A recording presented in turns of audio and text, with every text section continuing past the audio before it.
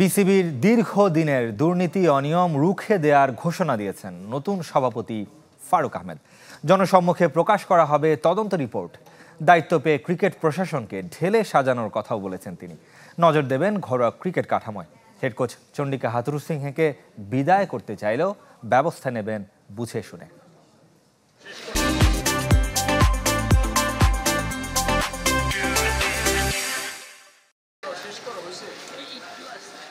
অভিমান নিয়ে বিসিবির চাকরি ছেড়েছিলেন ৮ বছর পর ফারুক আহমেদের রাজকীয় প্রত্যাবর্তন। দেশের ইতিহাসে প্রথম কোনো ক্রিকেটার বোর্ড সভাপতির পদে। প্রত্যেকটা অর্গানাইজেশনে যেই দুর্নীতির কথা শুনেছি, এটা ক্রিকেট বোর্ড এটার বাইরে না। যদি এরকম কিছু থাকে ডেফিনেটলি এটা লুক আফটার করব।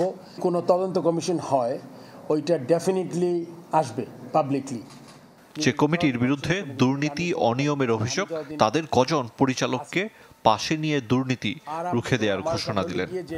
যারা এখানে আছেন তাদের কাজটা ডিফিকাল্ট করার দরকার নেই। আমাদের এটা বুঝতে হবে, গঠনতন্ত্র আপনাকে কিন্তু অ্যালাউ করে না আপনি একসাথে সবাইকে নিয়ে নেন।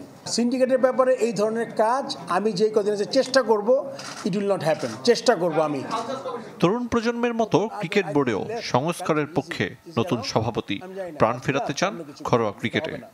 ন্যাশনাল টিমের আমার প্রায়োরিটি তো থাকবেই। At the same time game development, HP, তারপর আপনার যেই জিনিসগুলো আছে ফ্যাসিলিটিস, তারপর আপনার ওইদিকে গ্রাউন্ডস, এই জিনিসগুলো যে ৪-৫টা আছে যেটা হলো গিয়ে ক্রিকেটের ইমপ্রুভমেন্টের জন্য অত্যন্ত গুরুত্বপূর্ণ, এই জায়গাগুলোতে আমাদের ফোকাস করতে হবে। ঘণ্টা খানেকের জনাকীর্ণ সংবাদ সম্মেলন পরিণত হয় দাবি দাওয়া আর বিচারের মঞ্চে। প্রশ্ন ওঠে তার পাশে থাকা গ্রাউন্ডস কমিটির চেয়ারম্যান মাহবুব আনামকে নিয়ে।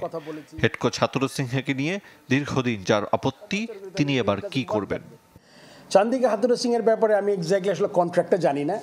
আমি কিন্তু আগের স্ট্যান্ডেই আছি যে আমার মনে হয় যে যেটা আমি বলেছি ওইটা আমি কিন্তু বের হয়ে যায় না। বাট এখন যেমন আমার অফিসিয়ালি কিছু জিনিস দেখতে হবে যে লেগি রিশাদ হাসানকে লঙ্গার ভার্সন ক্রিকেটে দেখতে চান বোর্ড প্রধান।